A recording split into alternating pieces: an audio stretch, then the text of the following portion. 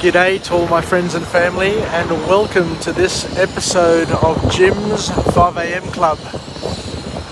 It's Wednesday morning. It's a glorious day. A bit of a chill. The wind's coming from the southwest, so a lot of snow, I guess, has fallen on the mountains. And the chill factor here in this breeze is quite interesting, to say the least. Anyway, I thought I'd just do another book summary, and today's topic is entitled Alchemy, a book by the title of Alchemy, and the author is Roy Sutherland. And this book, I guess we could all gain something from this, is because it has the observation and it tries to explain to us why not all people think rationally, and if anything, a lot of the behaviors, a lot of the emotions that we experience are in fact irrational.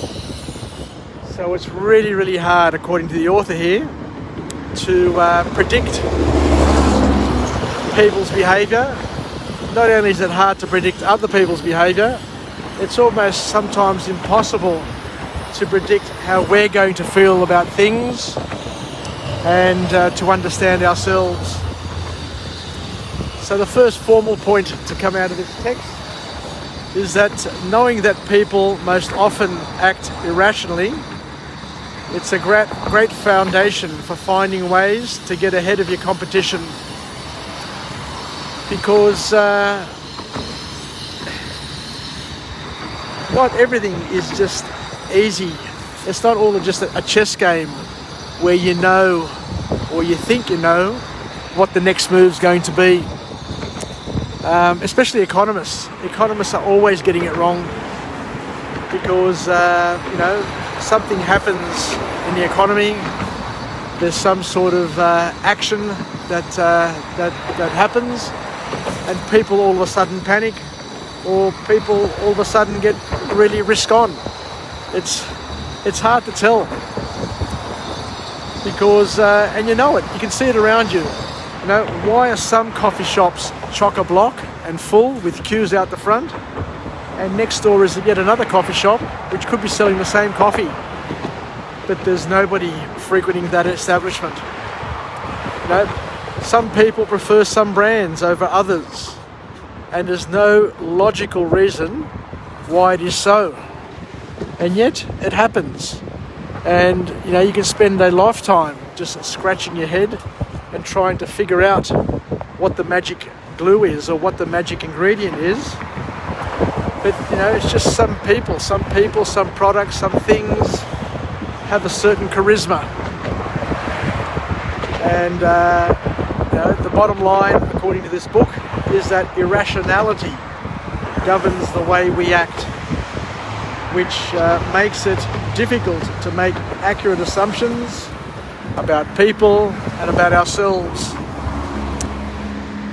So I'm just on the lookout at the moment because my granddaughters are coming down here with Alex, and they're going to the Opera House to watch a production called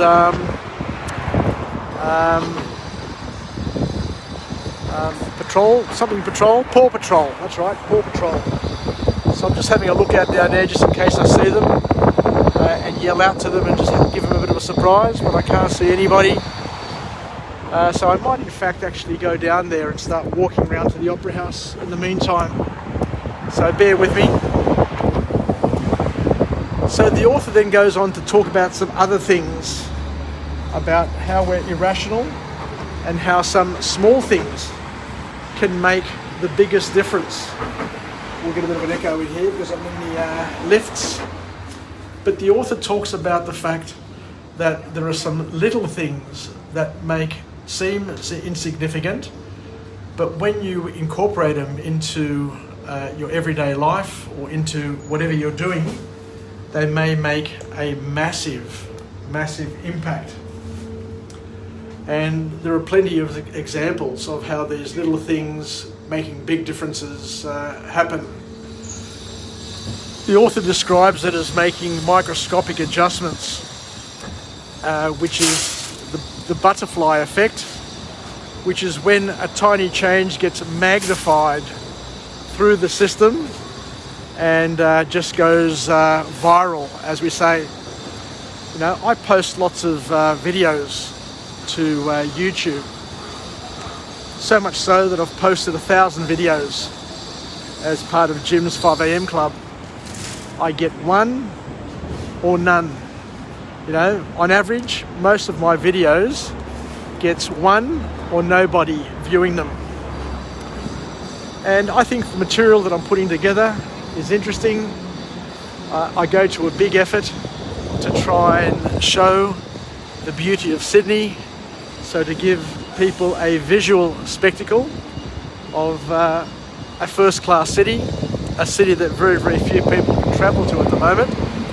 So just from an opportunity of me going on a walk and talk and just showing people the sights and sounds of this wonderful city, I would have thought would have had a lot more viewings. And the material that I present is material which is not my material. All I'm doing is taking other people's material, which has been summarized, and presenting it in a format which I find interesting. And yet, none or one person may view that vlog. And what I'm trying to say here is I'm trying to put into perspective, because other people who are vloggers may have 100,000 or 1 million views that goes viral for some reason. And I don't know what that reason is, but obviously I don't have the Midas touch when it comes to vlogging. But as I've said on previous vlogs, my job is not to judge my material, but to be a prolific creator of content, to push out as much content as I can, as much original content, because what I'm generating is original content, things that can change people's lives.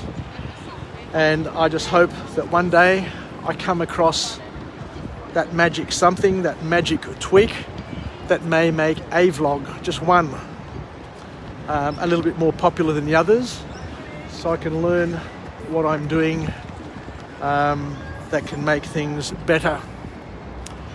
So the author here says that there are examples where just simply the change in the location of a button on a website can change the outcome of the sales volume on a product.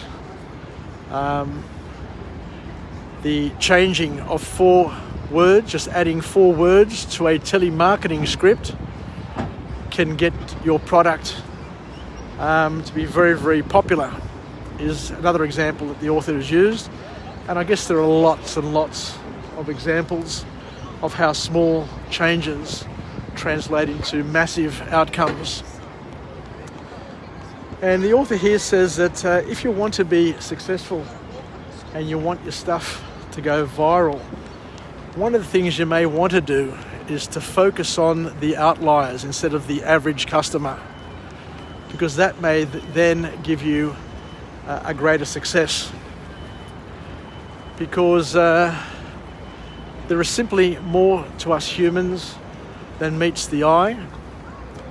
And sometimes when you appeal to the outliers, then you're actually appealing to a broader range of people who may get triggered.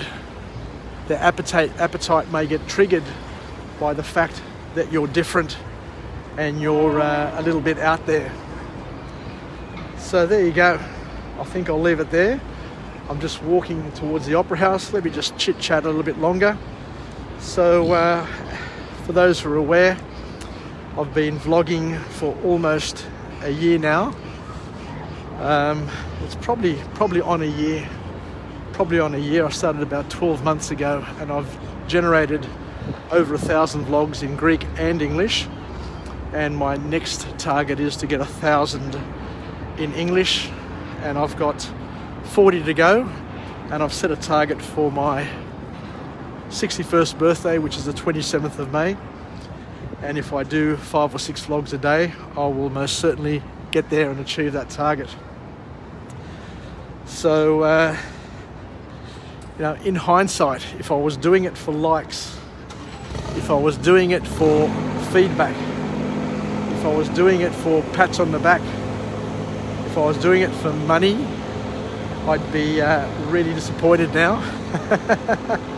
Given that I've put in so much effort, so many thousands of minutes, so many days, so many mornings, so many early starts.